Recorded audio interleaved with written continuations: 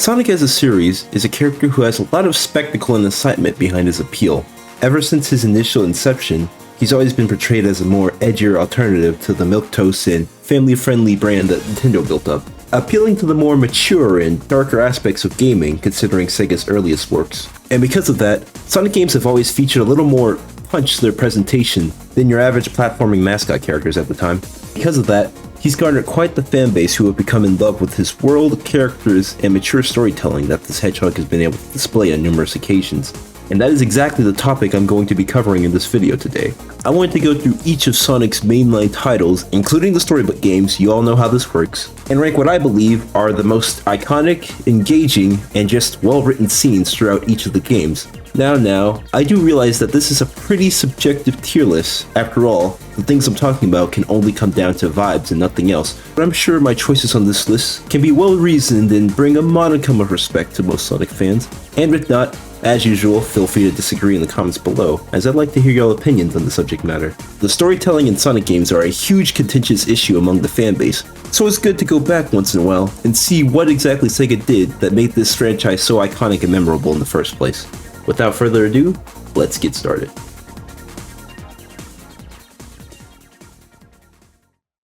Starting off with Sonic 1, and I just gotta say, for the earlier classic Sonic games, Sega was putting forth more effort into its storytelling than most platform games at the time. And for the most part, I can see a cohesive narrative going throughout the game. You have Eggman with his robots desecrating the natural land that Sonic runs on, and then you have Sonic, who slowly goes from level to level, with each level subtly getting more and more robotic in tone and aesthetic.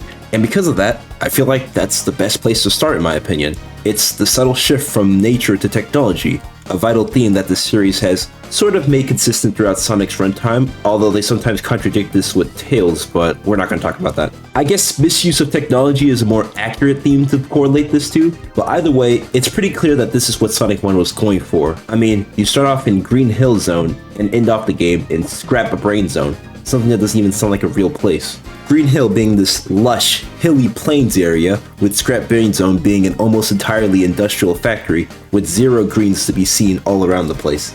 Just a cold, hard, decrepit workstation.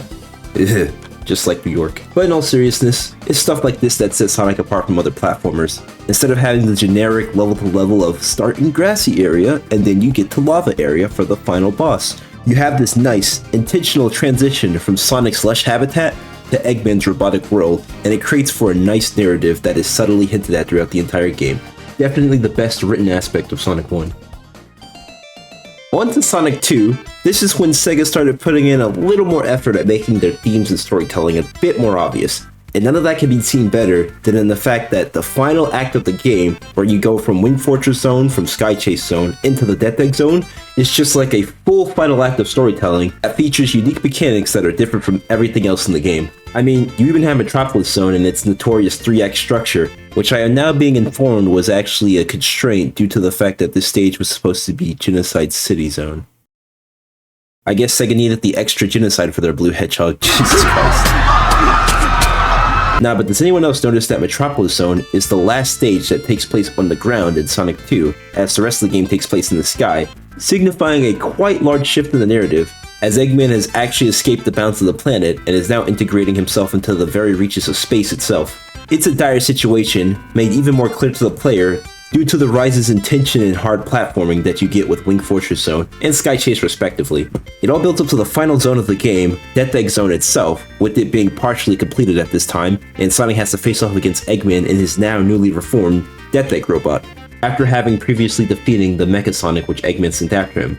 Both done with 0 rings, I might add, raising the stakes even higher and definitely not making for a BS final boss. But after the player miraculously manages to get done with that, we're greeted to what I believe is the best scene in Sonic 2, and that is, if you do not get all of the Chaos Emeralds, Sonic will fall back down to the planet seemingly to his death until his best buddy pal, Tails, saves him with the Tornado 1. Just everything about this scene, the music, the falling robot parts in the sky, Tails' simple and confident nod like, "Don't worry, I got your back." It just makes the scene so much more memorable in my eyes, and it's definitely the highest highlight of the game.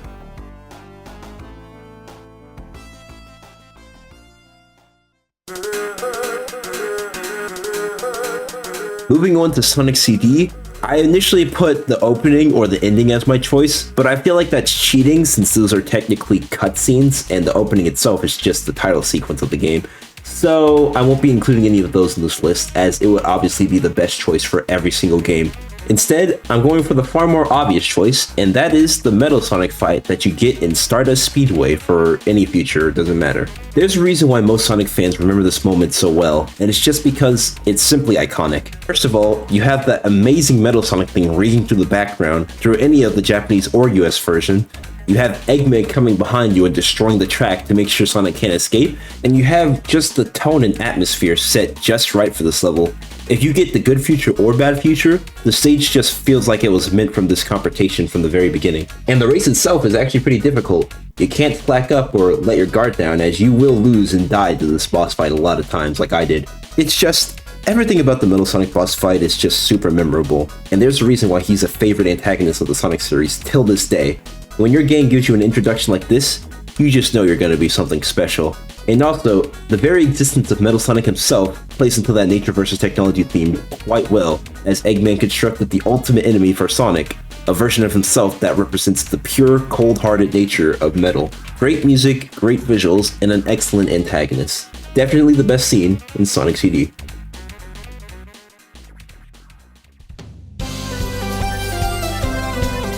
Up next is Sonic 3 and Knuckles, and this is the part in Sega's lifespan where they actually started putting dedicated cutscenes in their games. I mean, are you kidding me? You should have had foreshadowing, a redemption arc, eco-terrorism, and a final space battle that was simply unheard of at the time for this genre of game.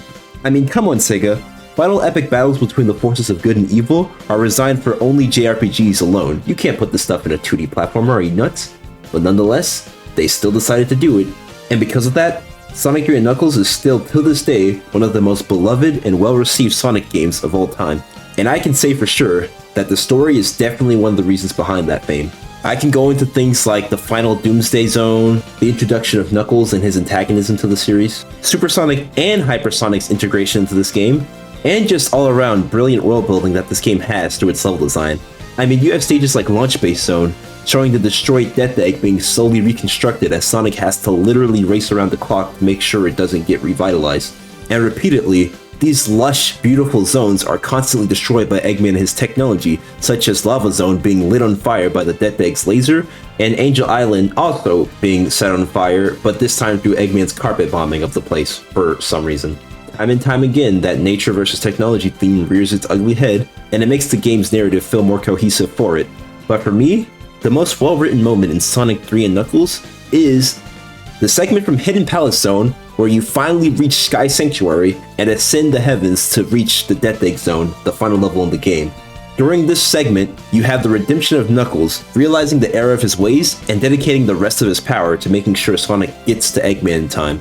You have this absolutely amazing score that I've talked about on numerous occasions, ringing in the background, as Eggman tries his damnedest to stop Sonic from reaching him, throwing every mech he has, the introduction of the Egg Robos, Mecha Sonic, new and reformed, and just about pretty much everything, including this cute little reference to Sonic 1 and the very first boss that you have to beat. The sense of agency, but also that of ascension that this level brings to the player, is simply iconic.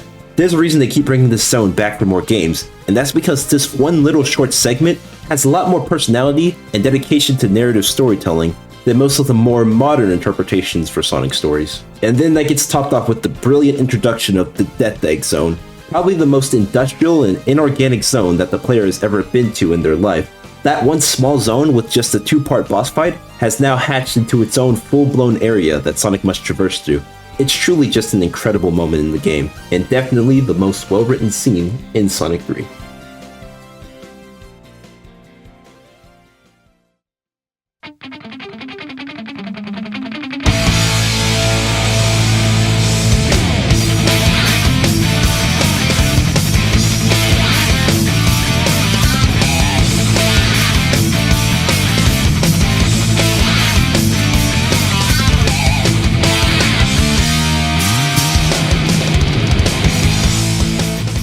Now onto the moment you guys have all been waiting for, the Sonic Adventure games, and woo boy, did the storytelling get a huge improvement when coming into the 3D era.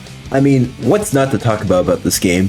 You have the absolutely amazing lyrical tracks backing up all the cutscenes for each specific character, making their conflict feel more dramatic and impactful. You have the excellent foreshadowing with Tikal and the whole Echidna massacre, with Chaos being responsible for wiping out their entire race alongside him being sealed inside the Master Emerald. You have 6 different perspectives on the same story, with some giving more weight to other events, such as Eggman being more menacing in the Tails run-through. You have continuity from past games, such as Knuckles still protecting the Master Emerald, and even adapting Sonic 3 and Knuckles levels into 3D, keeping a consistent world building. And even if that wasn't all enough, you have the final story that converges all of the others into one epic grand finale where Sonic turns Supersonic for the first time in 3D and absolutely destroys Chaos while jamming out to one of the best lyrical tracks the series has ever had. Sonic Adventure's jump into 3D really set the stakes for what Sonic storytelling really meant to the series, and just how important it was to the identity of the character as a whole. But if all of that didn't convince you that Sega started taking their stories way more seriously than in the classic games, then the final one that I chose for this list most certainly will, and that is Gamma's whole storyline in the game. Dear God, I don't know what they were thinking with this one, but they just absolutely cooked. First of all, you have this extremely mature storytelling where you play as a robot who's actually on Eggman's side. For the first time in a Sonic game, you actually play as a villain character of sorts, ignoring Knuckles in the last game, he doesn't count. But Gamma's whole storyline just turns into this quiet, emotional journey from this robot who's trying to fight the worst aspects of himself and the circumstances he was dealt at birth. The fact that you play as him going to defeat your own brothers and siblings, freeing the Flickies from Eggman's twisted desires, is not only extremely dark for a Sonic game, but is also a brilliant narrative and gameplay choice, as the robots you fight with normal characters always have had Flickies in them since the beginning, so Gamma's crusade feels more like one of redemption and not just a dehumanizing slaughter. Top that off with the amazing ending scene where you have Gamma sacrifice himself to free the last Flicky inside of him.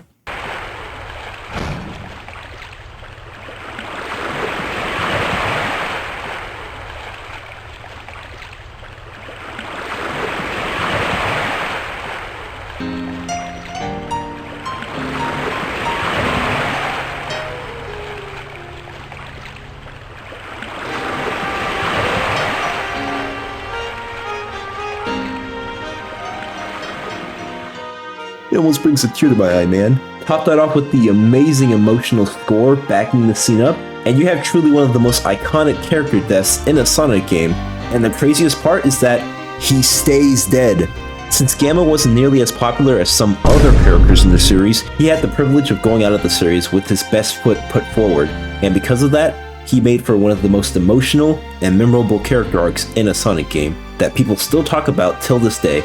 And as such, I feel like I'm speaking for many when I say it is clearly the best written scene in Sonic Adventure.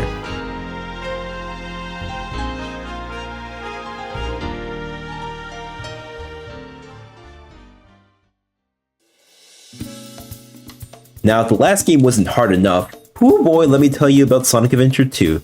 Literally every scene in this game's story is simply iconic. I could talk about the amazing city escape sequence where Sonic escapes Gun and he's chased down by the US government. I could talk about the whole Ark situation where Shadow and Gerald Robotnik talk about their plans to destroy humanity as revenge for getting rid of his daughter Maria. I could talk about the amazing dynamic between Sonic and Shadow, with them constantly butting heads and seeing who's truly the superior life form. I could talk about the amazing dramatic storytelling between Sonic's death and Tails rising to the occasion to take on Dr. Eggman. Literally every cutscene in this game's story is so iconic that I can basically quote them from memory since I was a kid. It's just that good of a Sonic story. There's a reason why people say that this game has probably one of the best video game stories ever told, and I cannot wait for it to get adapted into the Sonic 3 movie, respectively. Rants aside, I guess it's time for me to choose deep within my heart what I think is the best scene in Sonic Adventure 2. And for those of you who follow my community post, you'll know that one of the options on there was this very iconic cutscene towards the end of the hero story, where Sonic and Shadow face off for one final time. In it, we get to see Shadow surprised that Sonic was able to escape Eggman's death trap using Chaos Control for the first time, with a fake emerald at that, and then he proceeds to have this conversation, now garnering obvious respect for a creature he once looked down upon, and they have this brilliant exchange. So, there's more to you than just looking like me. What are you, anyway? What you see is what you get. Just a guy that loves adventure. I'm Sonic the Hedgehog! I see. But you know, I can't let you live. Your adventuring days are coming to an end.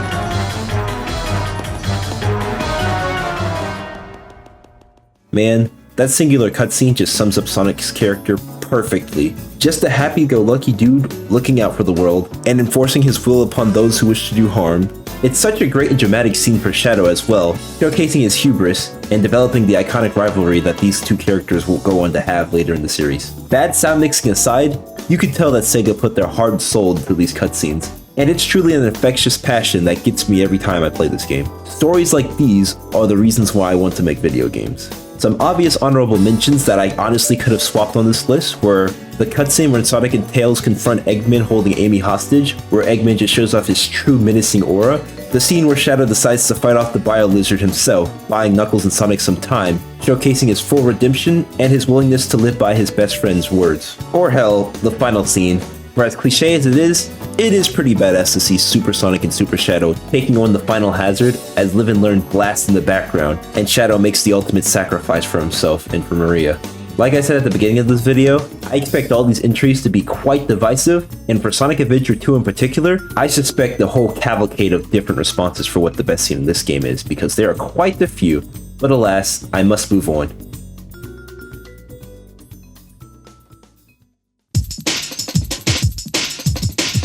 For the next game on this list, Sonic Heroes, it was not nearly the hardest thing to choose because I think its story is quite inferior to Sonic Adventure 2.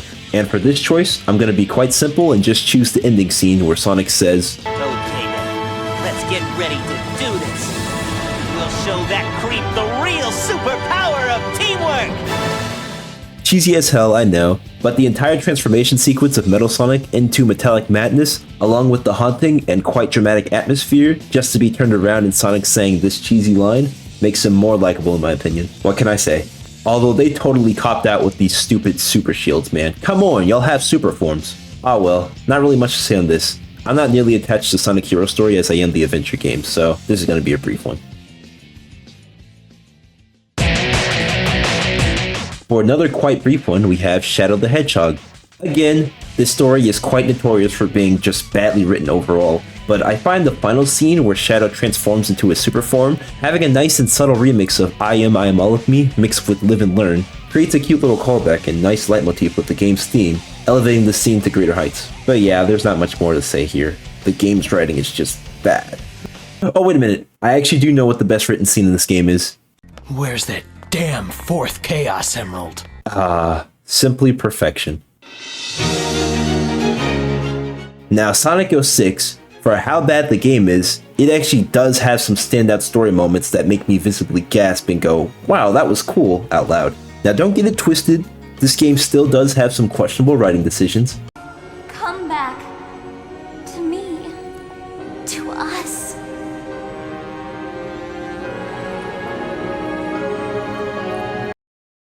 Aha, you get it? She kisses a hedgehog. You definitely haven't seen this 40 million times. But other than that, I do quite like the ambition they were going for with the whole time travel plotline. And Silver's whole character is actually quite tragic if you stop to look at it, with him believing in Mephiles so suddenly because he's just tired of living in a reality that looks like this.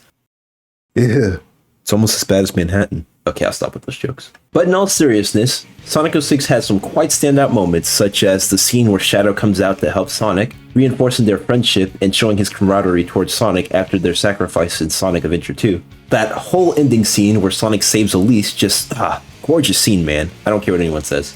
Blaze's sacrifice is quite emotional, although I know some people don't like her entry into the game. I feel like her and Silver's relationship is quite organic, and it feels nice to look at, making her sacrifice towards the end actually feel tragic. And even the scene where Sonic gets killed by Mephiles gets me sometimes, man. I remember saying this as a kid and actually getting sad that we wouldn't have any more Sonic games because he died in this game.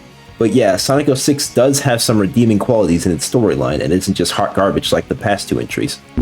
But the scene that I know y'all all have been waiting for me to talk about, and the one that I'm choosing to put as the entry for Sonic 06, is this absolutely iconic one from Shadow's storyline, probably the best in the game. Shadow, in a fit of genius continuity and a full commitment to Maria's ideals of protecting humanity, rejects Mephiles' cynical worldview that humanity will just turn on him whenever they're done using him for their benefit. When faced with the daunting question of what Shadow will do should the world ever turn its back on him, he responds with possibly the most badass line you could say for a person in his position. He simply says, If the world chooses to become my enemy,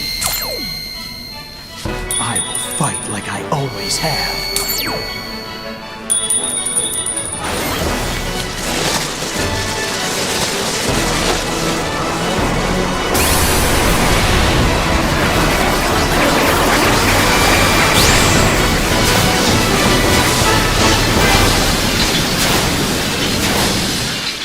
you see, this is who Shadow really is. Not this edgelord that we've been seeing for the past decade. This scene is truly art, and it's the main reason why I'm still invested in this character, despite the bastardization that he's gotten over the years. Truly an excellent scene, and definitely the best one in Sonic 06. Oh boy, we have another fun one in Sonic and the Secret Rings. If you haven't already, go check out my video where I talk about this game in depth and how amazing the storytelling is.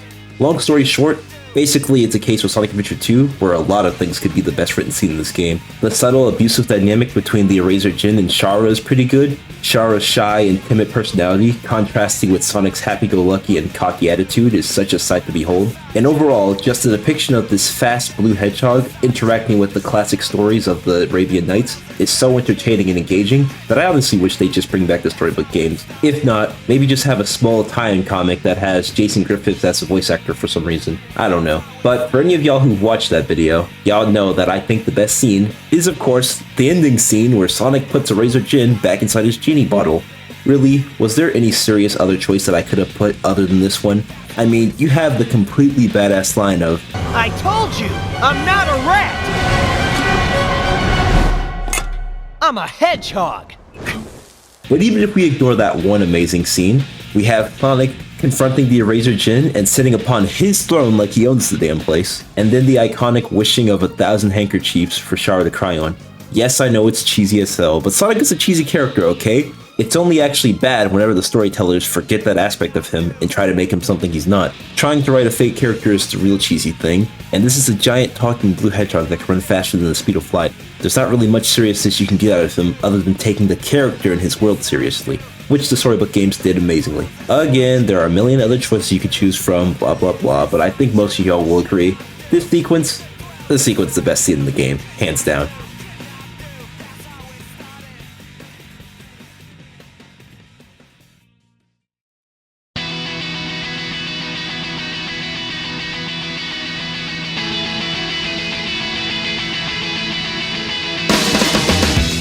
Woo! The bangers just keep on coming and coming. For the next game on this list, we have Sonic Unleashed, another highly regarded Sonic game known for its tight narrative and emotional storytelling. After the catastrophe that was Sonic 06, Sega wanted to take a little more of a die down with the characters and giant cast. Still had the epic stakes with Dark Gaia and Eggman trying to take over the world, but there is a noticeable lack of spectacle with the storytelling at hand. I don't think the game even mentions characters like Shadow or Knuckles once. Nah. The emotional framework of the story is done through the new character, Chip, who is secretly like Gaia, the guardian of the planet. His relationship with Sonic, and Sonic having to come to terms with his new werewolf form, are the main emotional tie-ins to the story. And it's better for it in my opinion, as it keeps this wide-spanning, globe-trotting adventure at a more down-to-earth level, where we're able to empathize with the characters better. I would go for the easy cheap shots and say the opening is the best scene in the game, or stuff like these cute little cutscenes with Sonic and Chip just having fun in different countries. But I think that would be dishonest, as I said before. Opening scenes would obviously dominate the entire list, as they're the ones Sega put the most spectacle and presentation value into. So because of that, let's look towards the end of the game, where all of the story's climaxes happen. You have Eggman's genuinely terrifying demeanor as he finally completes Eggman Land, a decades-old project that he's been doing since Sonic 1. You have Chip's emotional confessional speech to Sonic, with him revealing that he is secretly like Gaia this entire time, and that he must fulfill his duty in destroying the darkness within Earth. Once again, Sonic showcasing his great character by saying, hey, you don't have to do this alone. We've been doing this the entire time, you think I'm gonna abandon you now? Great characterization. You have the scene where Sonic transforms into Super Sonic for one last time in the game, being quite the triumphant return since his embarrassing defeat at the hands of Eggman in the beginning of the story. Again, all of these amazing story moments are great and emotional, but for me, I always have to go back to this ending scene, where Chip finally fulfills his duty and sends Sonic back onto the planet's surface, having accomplished his mission of helping Chip out and restoring peace to the Earth. It's a quite emotional scene, as once again, just like Gamma, Chip is a one-time story character. His character arc in the game isn't something that can be easily brought back or changed up for future storylines. Once he goes, you know he's telling the truth. And the scene where Sonic just looks at his armrest longingly, knowing that he'll never see Chip again, as Tails flies over the horizon to meet his friend and he switches back to his jovial, happy-go-lucky self. Such great subtle storytelling. You know that deep inside, Sonic is feeling immeasurable grief at the loss of his friend, but he still chooses to look on the bright side and enjoy his life once again with the friends he still has. All this while possibly the greatest song ever created, Endless Possibilities, plays in the background to such an emotional ending to an amazing game. Sonic Unleashed was unfortunately tasked with bringing Sonic back into the limelight after his devastating defeat at the hands of the previous entry, and though the critics torn this one to shreds, I've gotta say, the amount of effort and passion that Sega put into Sonic Unleashed has, till this day, not been rivaled by anything, I think. It is by far the most ambitious and gorgeous Sonic game that I have seen to date. They definitely wanted to put their best foot forward and say, no, we're not giving up on the series just because we stumbled once. And because of that, they ended up once again making a story that people will remember for decades to come. And that, my friends, is what I believe to be the best written moment in Sonic Unleashed.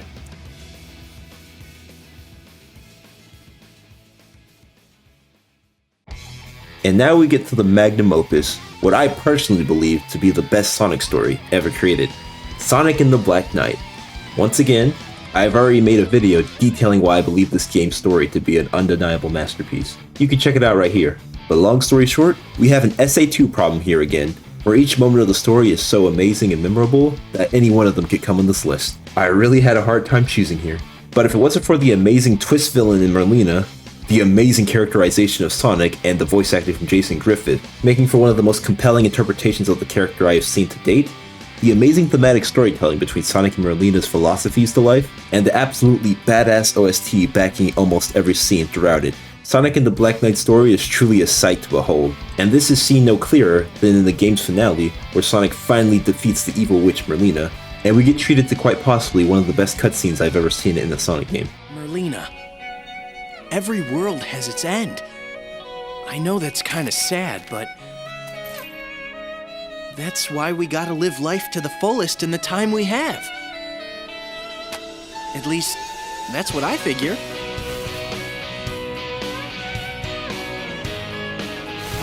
Grandfather.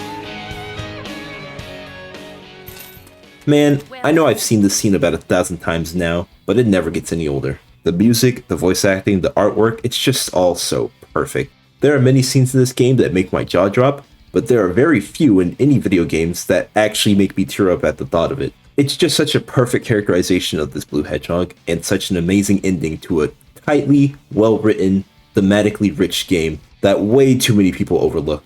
Up there with the greats in terms of storytelling, and quite easily, the best written moment in the entire game. Now sadly, as we move on into the modern era, the storytelling quality gets a huge drop in quality. I'm not going to be talking about these stories for nearly as long as I did the other ones, but let's just hurry up and get them out of the way. For next up on this list, we have Sonic Colors, and ooh boy, this story isn't actually that bad. It's not nearly as good as the past ones, but it's passable at least. The humor is decently funny, and the ending scene is actually quite emotional, with the Wisps sacrificing themselves to save Sonic in the end, and him trying to outrun the black hole. Speaking of which, yeah, I'm gonna choose that segment of the game as my pick for this entry. Now granted, it is kind of dumb and annoying that Sonic forces Tails to leave the scene as he fears for his safety, even though he's been in far more dangerous conflicts by his side, but we'll ignore that. I just want to talk about the grandness and epicness of Sonic outrunning a black hole. I mean, do you know how fast you have to be moving to do such a thing? It's just simply a great spectacle to behold. And the Wisps coming down to save Sonic and put him back on the planet, it's quite emotional, man. The scenery in the cutscene is nice, and the score is quite emotional. It made me feel something. Some honorable mentions in the game that I can only think of is the scene where Tails gets possessed by Eggman's evil ray. This scene made me actually quite tense as a kid, and I was horrified at the thought of having to fight Tails. The horror! But yeah, not much to say there. Sonic Colors is pretty bare bones story-wise, nothing out of the ordinary. It's time to move on.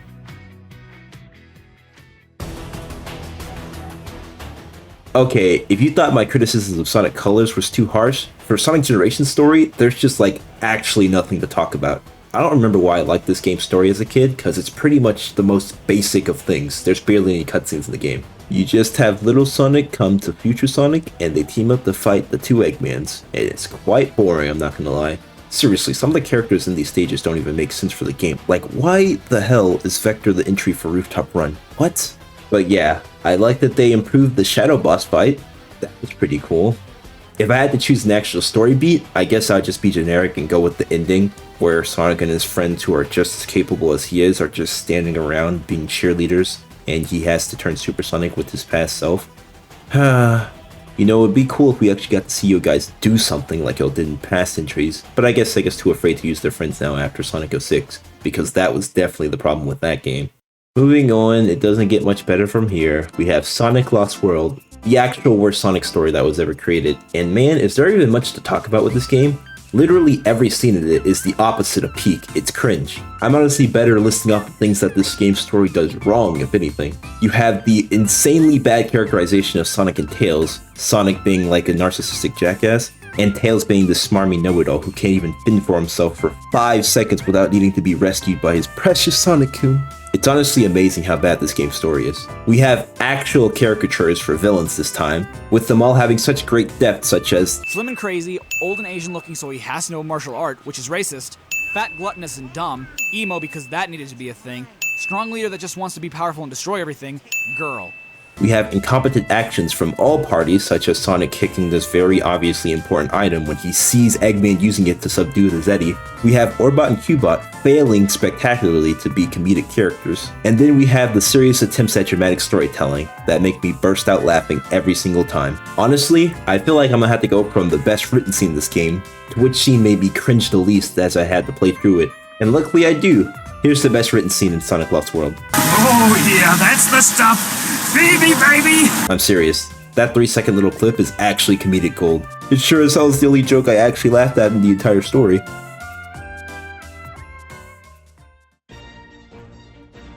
Okay, so after that abomination, we actually have quite the glow up in storytelling, and that is Sonic Boom. Now, don't get anything twisted, this game also has an awful story. TV show did it better, stay mad. But at least it has some competent characterization and story beats, unlike the previous game entries. We have actual hilarious dialogue coming out from the characters. Not cool, Sonic. I seriously hope that was intentional and not just a screw up on the writing. We have Lyric actually being an intimidating villain for about 3 seconds before he gets reduced to comic relief. Shadow and Metal Sonic are just purely bad characters. I think Shadow shows up once in the entire game, fights Sonic for literally no reason, and then comes back at the end going like, "Grr, I would fight you, Sonic, but your teammates are just too strong, so I'm gonna leave you here." Pathetic. And then we have this notorious in medias res scene at the beginning of the game, which only takes place a couple of hours towards the climax, by the way. Seriously, Sonic Boom's entire story happens over the course of 1 day. And essentially, it wants us to believe that Lyric assassinated Sonic or something, but anyone who knows anything about storytelling knows that that didn't happen, and they eventually just rescue him from the rubble, like it's no big deal. Like, there's actually no point to do in medias res here. It adds no context to the story. We know Sonic didn't die, we know he's gonna get saved, it's completely asinine. But anyway, after all of that, I think the ending cutscene is pretty cool, you know? They have this cool little maneuver to lock up Lyric forever. Seriously though, it's nothing to write home about. All 4 of these stories of the modern era are complete doo-doo butter. Let's hope the more recent entries of Sonic games can live up to the full potential that was the amazing adventure era and its stories. Alrighty then, so the next one on this list is pretty interesting because it's another classic game, which if you don't know, has some pretty good subtle storytelling. You may think that Sonic Mania doesn't have anything story-wise, except for the bad tie-in with Sonic Forces, but we'll get to that. But you'd be surprised, as there's some actual subtlety going on within the narrative of Sonic Mania. And I'm not just talking about things like the stage transitions, story beats like the hard-boiled heavies betraying Eggman in the end, that whole segment in Titanic Monarch where you're basically breaking down their capital, which looks stunning by the way, and showcase as if they were a royal family. You had the shenanigans with the Phantom Ruby that Eggman uses to travel back into the past and power his very creative robots which have magical power somehow. But I'm sure you all knew what I was going to choose for this spot, and yeah, once again, it's the Metal Sonic boss fight. What more else can I say? They took something that was so iconic in CD and somehow made it even better, with the remix absolutely slamming this time. And this not being a 2, but a 3-phase boss fight where you have to run from Metal Sonic, fight him in his little chamber, and then fight a Metallic Madness monstrosity towards the end. It's just filled with so much epicness and spectacle that honestly, there really is nothing else to choose for Sonic Mania. This is clearly the best written moment in the game, alright?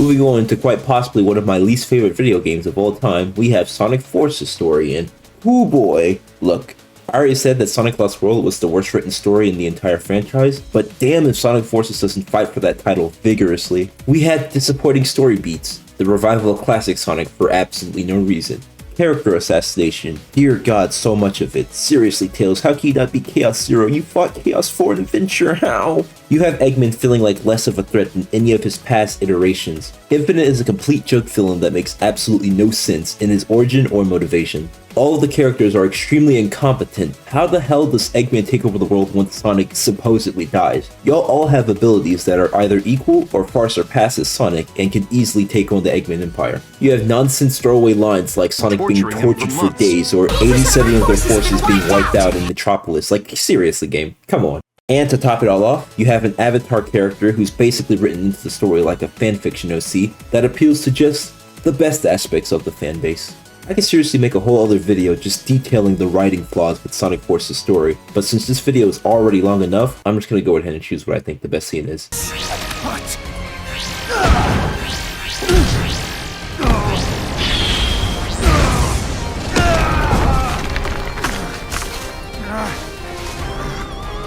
Worthless.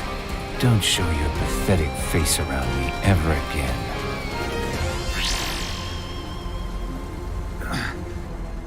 I don't know why, there's just something so funny about this being the motivating factor for him. Losing one fight and then crying like a baby. I am not weak!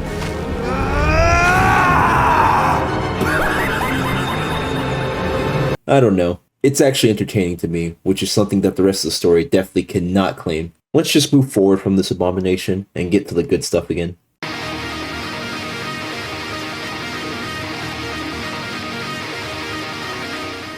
Sonic Frontiers, a return to form for mature Sonic storytelling, or so it seems on the surface.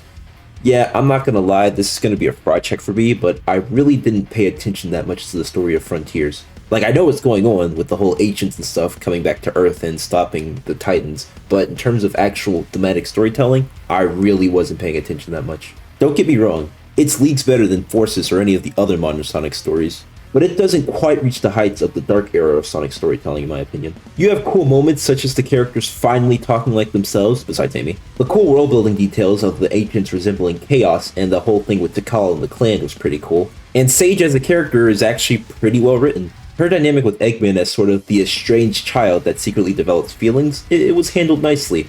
I can't stand that emotional song they use though. Ugh. But if I had to choose one standout moment that got me hooked on Frontiers and what it was trying to go for, is this moment right here. The first boss in the game. I'm hanging on to the other side. I won't give up till the end of me. It just speaks so many wonders, bro. You have the cliffhanger of Sonic being beat up by the Titans, adding dramatic tension to the first reveal. You have the absolutely badass score building up to the moment and syncing up perfectly with the first boss fight.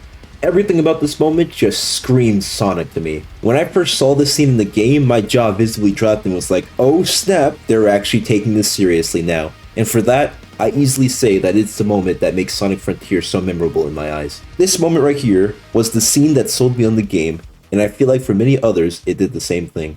That leaves us with Sonic Superstars and its best written moment in the game. And oops, I forgot, this game kinda doesn't have a good story either.